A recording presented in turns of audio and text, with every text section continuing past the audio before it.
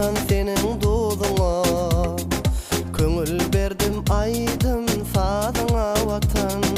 Bar pursat sen dinle menin sözümü, köngül nağmalarım diyerin vatan.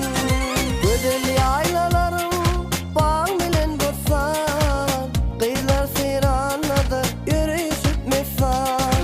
Bağısı aydar coşup şanına defan, vatan anaslara yayayın vatan. Vatan, vatan, buysancım vatan, Baltıyar dövrün şöhratli vatan. Vatan, vatan, dayancım vatan, büyük zamana görkü sen vatan.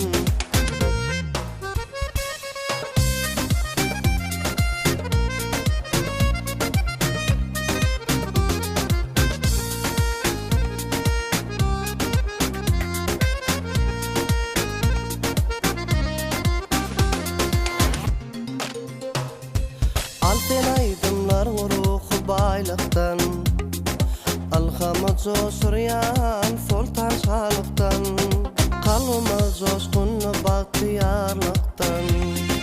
Arası bir taraf duranlı vatan.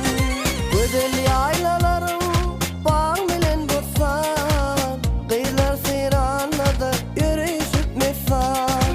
Bağısı aydar coşup şanına defan, vatan anaslara yayayın vatan. Vatan, vatan, buysancım vatan, Baltıyar dövrün şöhratli vatan. Vatan, vatan, dayancım vatan, büyük zamana görkü sen vatan.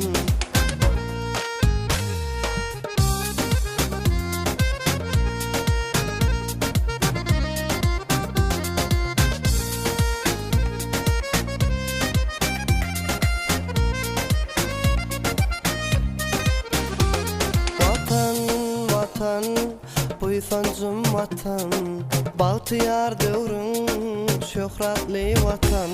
Vatan, vatan, dayancım vatan, büyük zamana görkü sen vatan. Büyük zamana buysancım